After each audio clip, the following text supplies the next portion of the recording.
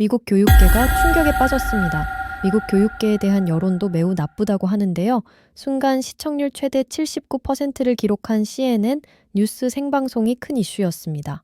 CNN의 한국 특집 생방송에서 시카고 노스사이드 고등학교를 다니고 있는 한국인 여학생의 천재성을 집중 보도했고 한국 교육 시스템에 대한 치열한 토론이 벌어졌습니다.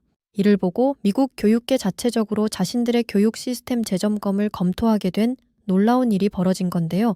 한국인 소녀 한 명이 세계 최고라고 자부하는 미국 교육계를 충격에 빠뜨린 이 사연, 과연 어떤 사연일까요? 이 사연을 끝까지 듣다 보면 이 여학생의 놀라운 스토리와 함께 그동안 우리가 보지 못했던 한국 교육 시스템의 장점들을 보고 감탄이 나올 겁니다. 그럼 바로 사연 시작합니다. 여기서 잠깐 2초면 할 수 있는 구독과 좋아요 꼭 부탁드립니다. 감사합니다. 저는 CNN 교육 전문 기자 다이앤 박입니다. 한국계 미국인 2세로 미국에서 태어나 교육받았지만 부모님께 한국의 교육열에 대해 들으며 자랐어요. 그런데 그건 단지 부모님 세대의 이야기라고만 생각했습니다.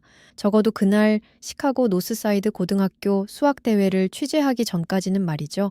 그날 저는 단순한 지역 교육 소식을 취재하러 갔습니다. 하지만 운명이란 참 묘한 것이더군요. 교실 맨 뒷자리에 앉아 노트북을 펼치고 있는데 모두의 시선이 한 곳에 집중되었습니다. 교실 앞쪽에서 검은 긴 머리를 단정하게 묶은 아시안 소녀가 칠판 앞으로 나왔어요. 분위기가 묘했죠. 학생들은 수군거렸고 교사들은 미소를 지었습니다. 칠판에는 이미 수학 문제가 적혀 있었어요. 나중에 알고 보니 그 문제는 미적분학과 선형대수를 복합적으로 활용해야 하는 대학 2학년 수준의 문제였습니다. 소녀는 너무나 자연스럽게 문제를 풀어나갔어요. 풀이에 막힘이 없었고 반 학생들은 놀라운 표정으로 그 풀이를 지켜보고 있었습니다. 저 역시 그 소녀 학생의 막힘없는 문제 풀이를 보고 넋이 나간 듯 집중해서 보고 있었죠. 제가 앉은 자리에서는 아시아 소녀의 옆표정이 살짝 보였습니다. 진지하면서도 어딘가 여유로웠죠. 마치 익숙한 길을 걷듯 문제를 해결해 나갔습니다. 불과 5분 만에 그 복잡한 문제의 답을 도출해냈어요. 수학 교사가 미소를 지으며 말했습니다. 이 소녀는 한국에서 온 학생인데 우리 학교에서 이 수준의 문제를 푼 사람은 처음입니다. 교실은 잠시 정적에 빠졌고 한국 소녀는 그저 자리로 돌아가 조용히 앉았습니다. 그때 교사가 덧붙였어요. 다들 이 문제 어려웠죠. 사실 이 문제는 미국 대학 과정에서 배우는 건데 한국에선 중학교 과정이라고 해서 수업 중에 한번 보여주고 싶어 가져온 문제예요. 순간 교실이 얼어붙었습니다.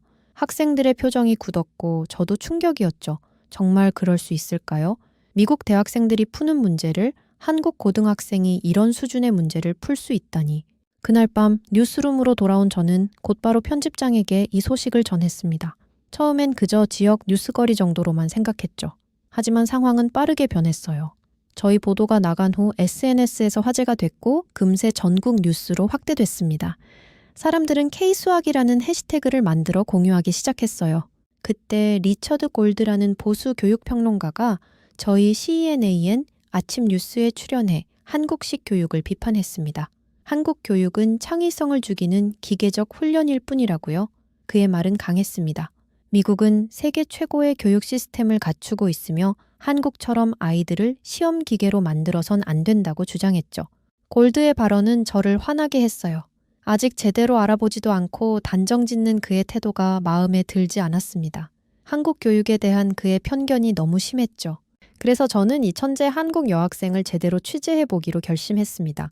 이게 단순한 천재성인지 아니면 한국 교육 시스템의 힘인지 확인해 봐야겠다는 생각이 들었습니다. 어쩌면 이건 미국 교육이 놓치고 있는 무언가를 발견할 기회일 수도 있다는 생각이 들었죠. 한국에서 온 학생의 이름은 한수진이었습니다. 한국에서 중학교 3학년까지 공부하다 가족과 함께 미국으로 이민을 온 학생이었죠. 저는 수진이의 학교를 다시 찾아갔습니다. 수학 담당 교사는 처음에 수진이가 영어는 잘 못했지만 수학 시간만큼은 완벽했다고 말했어요. 매번 시험에서 만점을 받았고 심지어 교과서의 오류까지 찾아내기도 했다더군요. 수진의 부모님을 만나기 위해 노력했습니다. 부모님은 미디어 노출을 원치 않아 해서 인터뷰 요청하는 데까지 꽤나 힘들었습니다. 결국 어머니와 잠깐 이야기할 수 있었습니다. 그녀는 놀랍게도 이렇게 말했어요. 한국에선 그게 당연한 훈련입니다. 수진이는 특별한 아이가 아니에요. 한국에선 중학생들이 기본적으로 이 정도는 해야 한다고 생각하죠.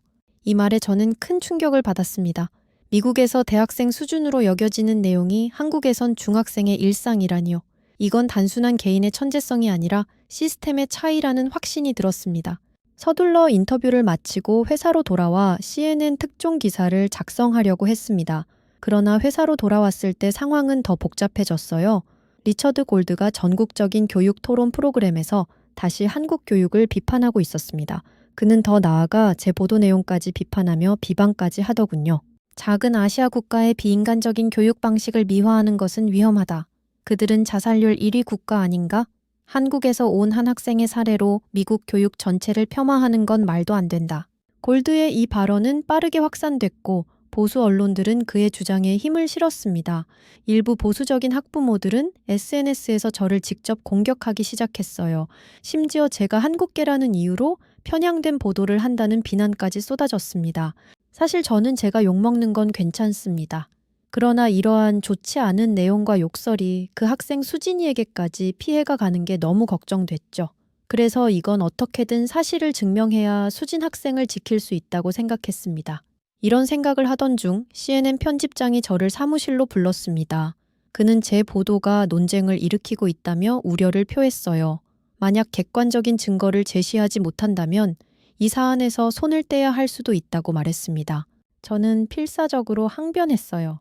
이건 단순한 지역 뉴스가 아니라 미국 교육의 미래와 직결된 중요한 문제라고요. 편집장은 한숨을 쉬며 말했습니다. 다이앤, 당신 주장이 맞다면 증명해. 아니면 이 보도는 여기서 끝이야. 우리는 CNN이야. 검증되지 않은 주장으로 시청자들을 혼란스럽게 할 수 없어. 상황이 그리 좋지 않은 방향으로 흘러가고 있었습니다. 단순히 한 소녀의 사례만으로는 충분하지 않았어요. 골드와 같은 비판자들을 설득할 강력한 증거가 필요했습니다.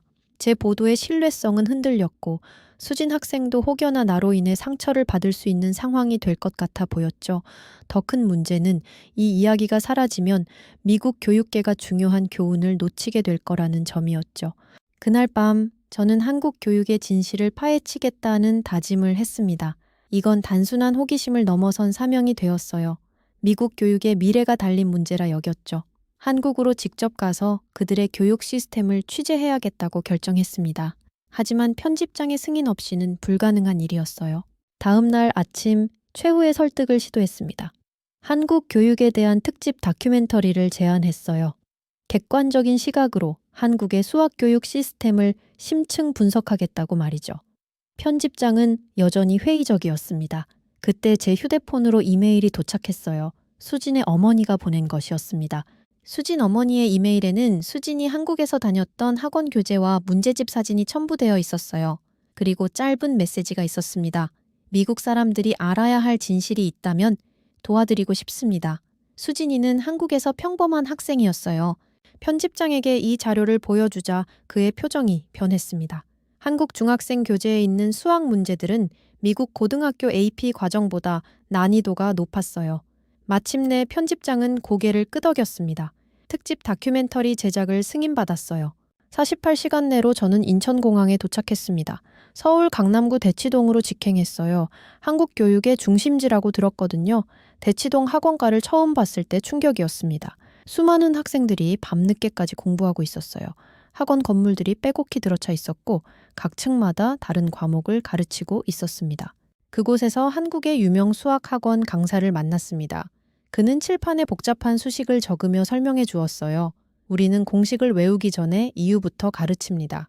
왜 이 공식이 성립하는지, 어떤 원리로 작동하는지 이해시키죠. 그래야 학생들이 응용할 수 있습니다. 이어서 특수목적 고등학교도 방문했습니다. 수학과학 영재들이 모인 학교였어요. 교장 선생님은 한국 교육의 특징을 이렇게 설명했습니다. 깊이와 속도, 두 가지를 모두 중시합니다. 미국은 넓게 얕게 가르친다면 우리는 좁고 깊게 파고듭니다. 가장 충격적이었던 건 한국과 미국의 수학 교과서를 비교했을 때였어요. 같은 학년의 교과서인데 내용의 깊이와 난이도 차이가 형역했습니다. 한국 중학생 교재는 미국 고3 수준을 훌쩍 뛰어넘었어요. 취재를 마치고 귀국하는 비행기 안에서 절망감이 밀려왔습니다. 자료는 충분했지만 이걸 미국 시청자들이 받아들일까 하는 의문이 들었어요. 특히 골드와 같은 비판자들이 여전히 강하게 반발할 것이 분명했습니다. CNN으로 돌아왔을 때 상황은 더 악화되어 있었어요. 골드는 제가 없는 사이 교육 관련 주요 프로그램을 돌며 한국식 교육의 위험성을 경고하고 다녔습니다. 그는 제 다큐멘터리가 나오기도 전에 선제 공격을 시작한 거죠. 편집실에서 밤을 새워가며 다큐멘터리를 완성했습니다. 하지만 방송 일정이 확정되자마자 골드 측에서 방송 중지 요청을 법원에 신청했어요. 그들의 주장은 제 다큐멘터리가 미국 교육을 폄하하고 있다는 것이었습니다. 방송 이틀 전 법원의 결정이 나왔어요. 다행히 방송 중지 요청은 기각되었지만 공정성을 위해 골드에게도 반론 기회를 주라는 단서가 붙었습니다. CNN은 다큐멘터리 방송 직후 골드와의 공개 토론을 편성했어요. 방송 전날 밤 저는 너무 초조해서 잠을 이룰 수 없었습니다. 모든 것이 수포로 돌아갈 수도 있다는 두려움이 컸어요. 그때 수진에게서 전화가 왔습니다. 수진은 제가 준비한 다큐멘터리에 대해 들었다며 응원의 메시지를 전했어요. 다이앤 기자님, 미국 사람들이 한국 교육의 진짜 모습을 볼 수 있게 해주셔서 감사해요. 저는 특별하지 않아요. 그냥 한국에서 평범하게 공부한 학생일 뿐이에요. 그 말에 저는 울컥했습니다. 무릎이 떨려왔고 눈물이 흘렀어요. 이건 단순한 보도가 아니라 교육의 미래에 관한 중요한 진실을 알리는 일이었습니다. 온몸에 전율이 흘렀어요. 너무 고통스러웠지만 동시에 제가 해야 할 일이라는 확신이 들었습니다. 다큐멘터리 방영 당일 CNA 본사는 긴장감으로 가득 찼습니다. 시청률 예측도 평소보다 높았어요. 드디어 K수학, 조용한 교육혁명이 방영되었습니다. 다큐멘터리는 한국의 교육 현장을 생생하게 담아냈어요. 학생들의 집중력, 교사들의 열정, 그리고 무엇보다 수학을 대하는 깊이 있는 접근법이었죠. 한국 학생들이 수학 문제를 해결하는 과정이 단순한 공식 적용이 아니라 깊은 사고를 요구한다는 점을 강조했습니다. 방송이 끝나자마자 SNS에는 폭발했어요. 시청자들의 반응은 압도적이었습니다. 많은 사람들이 충격과 동시에 감탄을 표현했죠. 특히 교육자들 사이에서 큰 반향을 일으켰어요. 하지만 진짜 시험은 그 후에 있었습니다. 골드와의 공개 토론이었죠. 스튜디오에 들어서자 골드는 여전히 자신만만한 표정이었어요. 토론이 시작되고 그는 즉시 공격을 시작했습니다. 다이아엔의 다큐멘터리는 단순히 한국의 특수한 사례만 부각시키고 있어요. 미국은 세계 최고의 교육 시스템을 가진 나라입니다. 하버드, 예일, MIT 같은 대학들이 우리에게 있죠. 작은 아시아 국가의 교육 방식을 과대평가할 필요가 없습니다. 제 차례가 되자 준비해온 자료를 공개했어요. 국제 수학 올림피아드 결과, 피사 성적, 그리고 수학 관련 노벨상 수상자 배출 현황까지 모든 데이터는 한국 교육의 효과를 증명하고 있었습니다. 그러나 가장 결정적인 순간은 제가 MIT 수학과 헨슨 교수를 직접 연결했을 때였어요. 헨슨 교수는 한국 출신 학생들을 다수 가르쳐본 경험이 있었습니다. 그의 증언은 강력했어요. 저는 지난 15년간 미국 최고의 대학에서 수학을 가르쳐 왔습니다. 한국에서 온 학생들은 단순히 암기만 잘하는 게 아니에요. 그들은 문제 해결 능력이 탁월합니다. 여러 방향에서 접근할 수 있고 창의적인 해법을 찾아냅니다. 이건 시스템의 산물입니다. 헨슨 교수의 증언에 골드는 당황한 기색이 역력했어요. 그는 여전히 반박을 시도했지만 설득력이 떨어졌습니다. 방송 중간에 실시간 여론조사 결과가 나왔어요. 시청자 74%가 한국식 교육 방식 도입에 찬성한다는 결과였습니다. 토론이 막바지에 접어들 때 저는 가장 강력한 증거를 제시했어요. 수진이 최근 참가한 국제 수학 경시대회에서 미국 대표팀을 이끌어 금메달을 획득했다는 소식이었습니다. 그리고 더 놀라운 사실은 수진이 미국 전역의 수학 교사들을 대상으로 한국식 문제 풀이 방법을 가르치는 특별 프로그램을 시작했다는 것이었어요.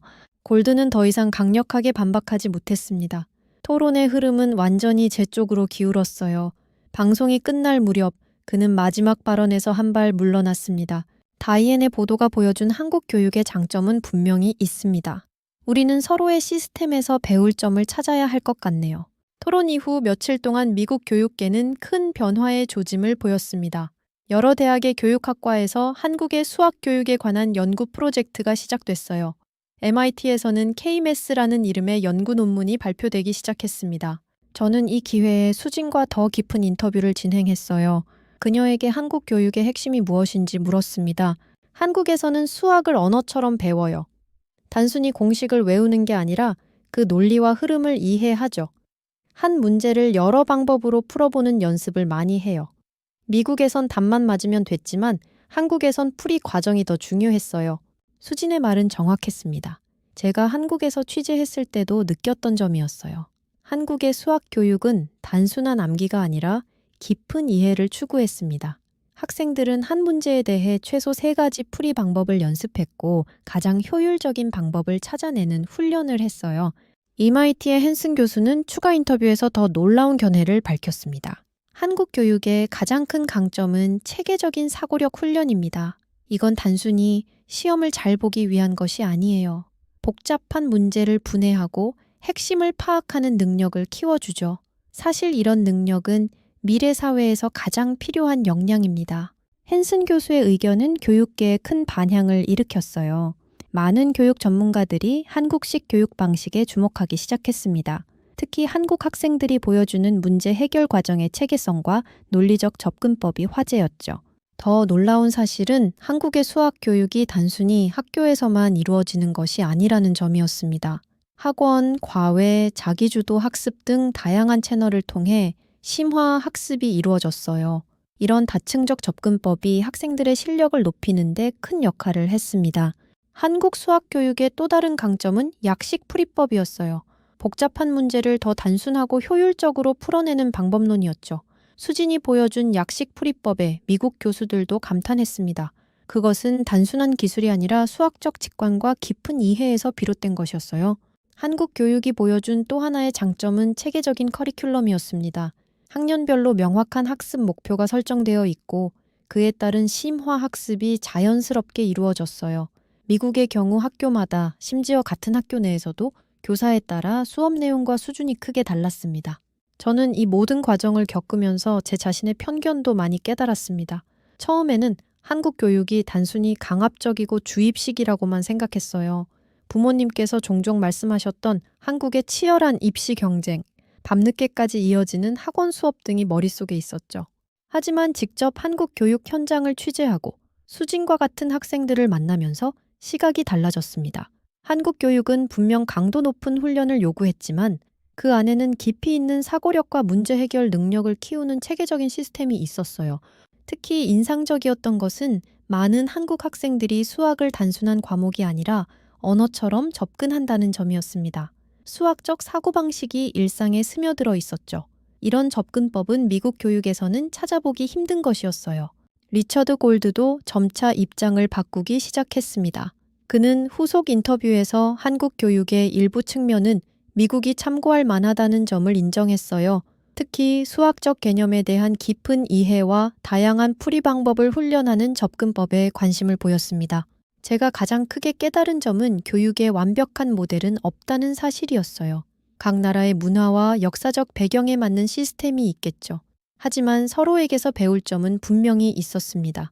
미국의 창의성 중시와 한국의 깊이 있는 훈련이 조화를 이룬다면 더 나은 교육 모델이 만들어질 수 있겠다는 생각이 들었어요.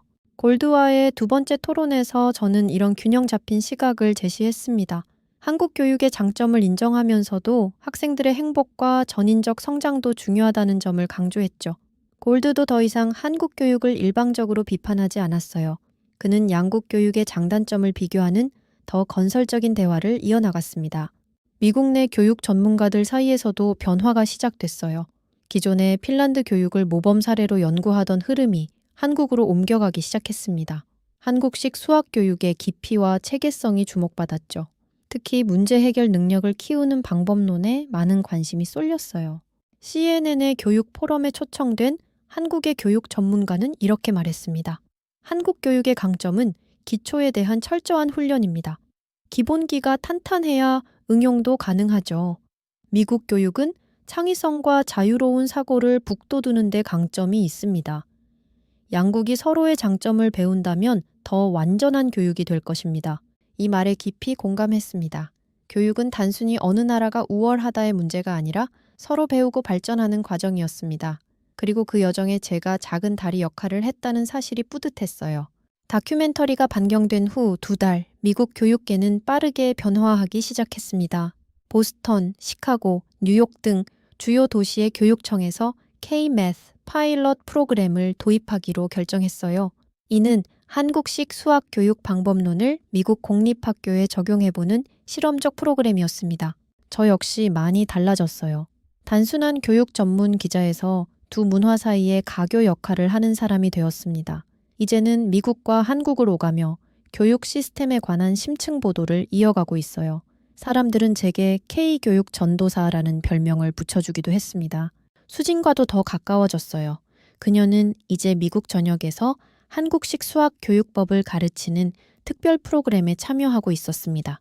고등학생이면서 교사들의 교사가 된 셈이죠. 수지는 여전히 겸손했어요.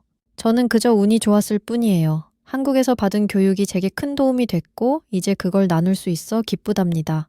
가장 극적인 변화는 리차드 골드에게서 일어났습니다. 그는 자신의 교육평론 유튜브 채널에서 한국을 직접 방문한 경험을 공유하기 시작했어요. 한국의 학원가를 돌아보고 학생들과 대화하며 그의 시각은 많이 바뀌었습니다. 미국 교사들 사이에서도 큰 변화가 있었어요.